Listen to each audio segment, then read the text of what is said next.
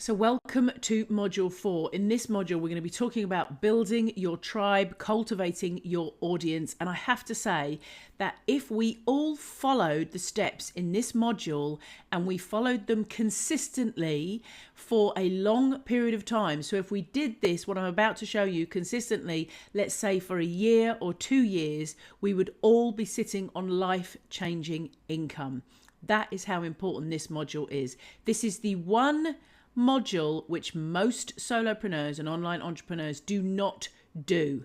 It's the one place where everybody kind of stops and they have great ideas and they get so far and then they stop at this. And yet this is actually very, very simple. It's just a little bit nerve-wracking in stepping out of your comfort zone. So why do you need an audience? An audience establishes trust and credibility in what you do. An audience drives traffic to your products and services, and an audience fosters a community around your brand. Your audience is the most important part of your business. Think about that when it comes to a shop or a retail store or anything at all. The one thing they need is customers. They need footfall. And if you put a retail store in the middle of Oxford Street in London or the middle of Fifth Avenue in New York versus a little street down a side street that nobody's ever heard of, what's the difference? Of course, footfall. So your online equivalent of that is people that are following your social media account, or people that have signed up to your email newsletter, or people that are engaging with whatever content it is that you put out there. Now, I urge you to do this no matter your business model. When we started our Amazon business back in 2015, we kind of like we surfed on the success of Amazon and the fact that it's already built an audience. These days, you can't do that. You need your own audience as well. So it doesn't matter if you're starting an e-commerce business and you're selling physical products, you're on Amazon, you're on Etsy, whether you're leveraging the audience that somebody has already built, or not, it doesn't matter. You still need your own audience. So I urge you to do this, despite whatever business model that you are pursuing. Also, I urge you to do this if you don't know what to do yet. If you are at a point where you're like, okay, I kind of know what I want to do. I kind of have a rough idea of which direction I want to go in, but I don't really know specifically what my niche is yet. And I'm not 100% certain exactly who my target market is yet. If you follow the steps in this module, then it will become clear to you, it will be revealed to you. What you need to do is create a rough market and a rough message, and then go out there and do everything in this module, and then look at feedback, watch what people are asking for, and all of a sudden your very specific niche and products and services that you want to offer will be revealed to you as you grow. So what are we talking about? Of course, we are talking about putting out content. We're talking about content marketing, essentially, that big scary word. But I want to try and simplify this as much as I possibly can, because I think that's what happens is it all just gets very, very complicated. So there are 3 key steps. Number 1, you need to grow awareness. Awareness is in short form or social media content, or collaborations with other people. So there are so many different methods to do this. I'm really going to focus on one key sort of 3-step plan. But if you take all my principles and apply them across everything else that you know, whether it's paid advertising or whether it's collaborating with other people, if you take these principles, these are the 3 key steps. So you've got awareness at the top. So that is, in my example, short form or social media content, which just starts to make people aware of you and your brand. The second step then is the interest and desire part. So this is where you're going to create some longer form content. So that might be a blog, or it might be a podcast, or it might be a newsletter, or it might be YouTube videos. However you want to, or interviews or whatever. So it's however you want to start to then pull people. Your short form content just kind of says, hey, I'm here. And then your long form content actually starts to pull people into your brand message, your story, the things that you want to share with them. And then the third step is that they take action. And that action is that they join a paid community, or they buy your courses, or they buy your products, or they sponsor your content, or whatever it is that turns that person into an actual customer. Okay, so here the goal is, well, the ultimate goal, of course, is that they take action and they actually become a customer. But initially, when we start to grow our business, our goal is to try and build as many subscribers as possible.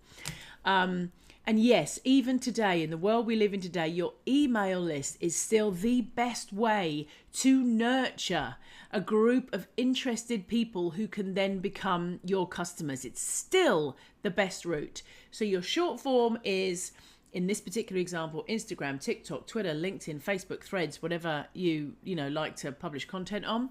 Your longer form, community building, is a blog, podcast, YouTube videos. By the way, YouTube's a crossover because you can do YouTube Shorts now and have short form content as well.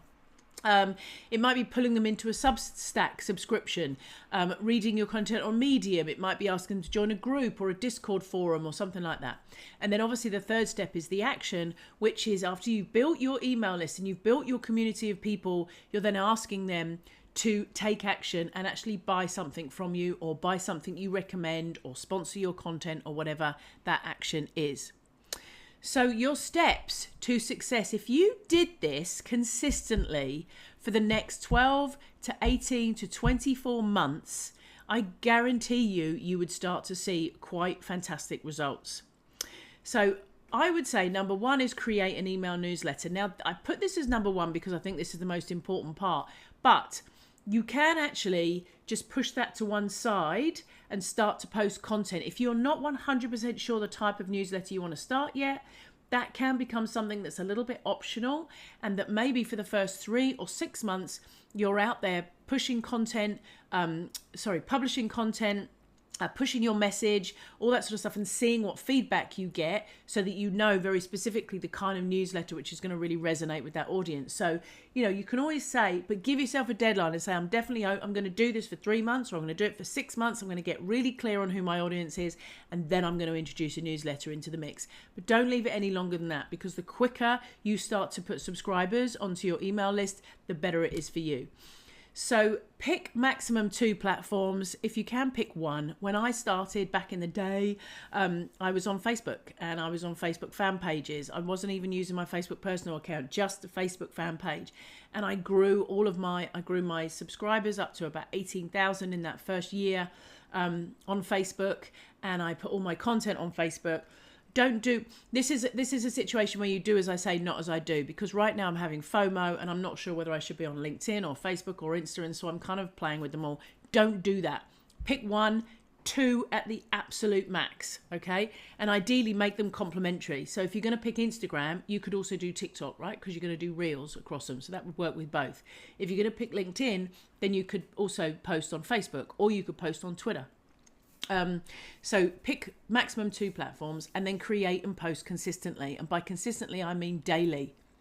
That's what I mean by consistently. You want to be on those platforms, and you want to be posting and publishing and listening to feedback and going out and engaging with other accounts, and really cross-promoting your content, engaging with your community, paying attention to the feedback, and then posting more of what works. So why you pay attention to feedback is because when you post things, people will come, you'll get lots of likes, or you'll get lots of shares, or you'll get lots of whatever. And it might be really slow in the first 30 days, but you just look at it and you think, okay, well, that one only had 1 share, but that one had 5. So that one definitely resonates more. So you now go out and start posting more of that. And then the next 30 days, all of a sudden you might say, well, that one only had 5 shares, but that one had 20, and it grows from there. Okay. So you have to be patient, and you have to be prepared to put in long-term effort.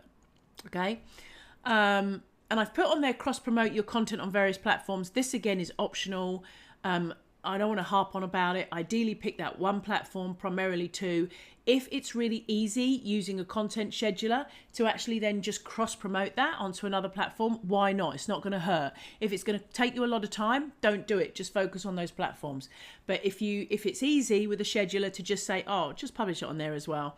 But make sure your focus is on this initial first platform, or maximum 2. So it might look like this. Your strategy might look like this. So you might be on LinkedIn, doing LinkedIn posts every day. And the goal is that you grow your LinkedIn. And then as you grow it, people join your newsletter. You publish longer form content on your newsletter once a week, twice a week, daily. It's up to you. And then gradually over time, the subscribers to your newsletter either buy your products, or they buy products you recommend, or you get your newsletter sponsored and you don't put any products out to you, or you do it all. Doesn't matter. Entirely up to you. The main thing here is getting the LinkedIn content out there and then getting them subscribed to the newsletter. That the products comes later. The first two steps are the most important. Or maybe you're on Twitter and you're doing short form social media content on Twitter, and then you do a podcast. Maybe that's your long form content. You actually love to do a podcast once a week, and so you publish snippets of your podcast on Twitter, and then you invite people into your newsletter. But notice it's not just podcast, it's podcast and newsletter. Maybe you're publishing on Instagram and Pinterest, and your goal is to try and get people to your blog. Pinterest is very good for blogging and getting people to subscribe to your newsletter. Maybe you're loving TikTok, which is great. And then from TikTok, what you're actually doing is trying to get the people that love your TikTok content into a Facebook group and onto your newsletter. So you can see your longer form content doesn't just have to be your newsletter. You could be running a blog. You could have a Facebook community. You could be doing a podcast. You could be trying to get people to your YouTube channel, and you might be using TikTok to do shorts of your longer videos on YouTube to get people over to your YouTube channel to then get them into your newsletter. It's entirely up to you. So when considering this, you need to think about, where is your audience? That's probably the most important question you want to ask. Where is your audience? Where do you think the bulk of the people that you want to talk to are? Think about your business, or what you think you want your business to be, and therefore where it's most suited. As a great example, let's say you're a photography business. It probably is most suited to Instagram or TikTok or more visual platforms. If you're going after the corporate market, LinkedIn is probably your ideal. If you want to go for a younger tech market, Twitter is probably the best place for you. So you've got to start thinking about, who are the type of people that you want to engage with? What's the kind of business you think you want to start? And also, this is really important, you need to assess what are your personal preferences and where do you think you can be consistent. For instance, my audience are probably on Facebook. I've done Facebook for that many years. I really want to give LinkedIn a go. So I'm kind of thinking, I think I'm really going to go for LinkedIn, but I'm going to cross schedule over to Facebook. And it's where you think you can be the most consistent. I think that's really important. So if you're in the type of business that you think would lend itself to Instagram, you've got to ask yourself, can I be consistent and create images twice a week, reels 3 times a week, whatever it is that you want to do. So alongside where's my audience, what's my business, you also need to ask yourself, what can I be consistent in doing? So look, I'm sorry this video, I knew this one was going to be a bit of a longer one, but let me give you a couple of examples. So this is a guy called Justin Welsh. He's great.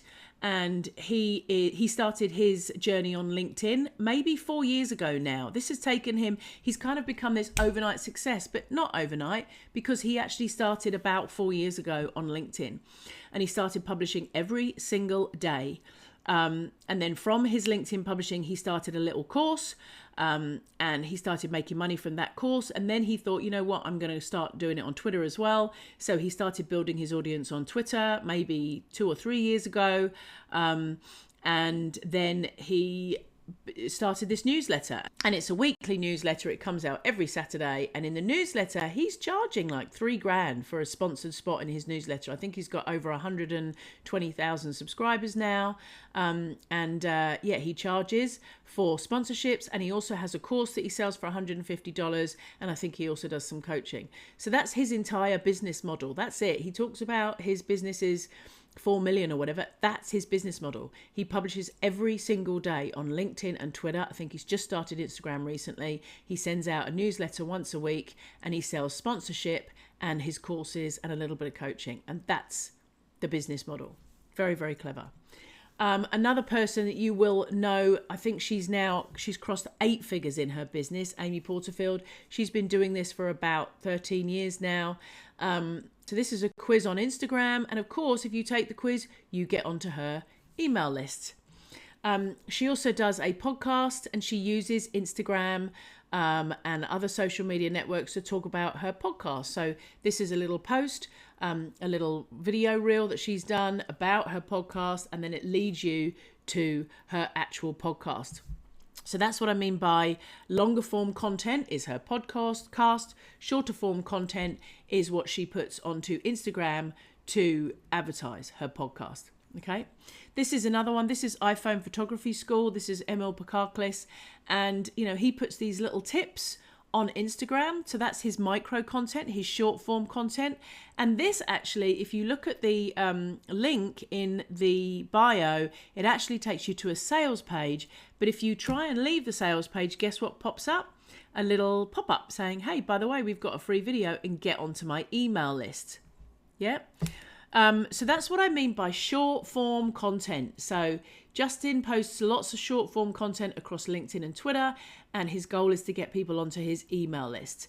Amy posts lots of short form content on Instagram mainly, and her goal is to get people on her email list or listening to her podcast, which, by the way, also encourages people to get onto her email list. And Emil Pakarklis posts short form content mainly on Instagram, and his goal is to either get people to buy his courses, get onto his email list. What's one thing they all have in common? They have an email newsletter. They all post content consistently, daily, weekly. They cross-promote content across the platforms. They engage with their community. They pay attention to feedback, and they've put long-term effort. If you're looking at any of these people and thinking, well, they've probably got people helping them now, right? They wouldn't have always had people helping them. They would have started themselves. The biggest thing they have in common is that they have posted consistently or published consistently every day of the week for years. So if you think, and this is why this is such a challenge, this particular part of building a business, because what we do is we go online and we might get a real flurry of activity for a month, and then we go, oh, nobody's reading this. This is rubbish. I'm going to go and see if I can find another thing to do. And it's years. And I tell you, I liken this to my blog because, it's been such a slow growth and I'm having to post every single day. And sometimes it's incredibly demoralizing. But that the secret is just to keep posting, because eventually you're going to start to see exponential results. You're going to get that momentum. So that's the key. Create your email newsletter. Post content consistently. If it's easy, cross-promote. If not, in the early days, just focus on that one channel. Grow that one channel. And the key is to engage with the community on that channel. Pay attention to feedback so you post more of what they really, really like. And be patient and know it's going to be a long-term effort. All right, let's crack on then. And I'll go through some tips on how you can get started on this straight away. So I'll see you in the next video.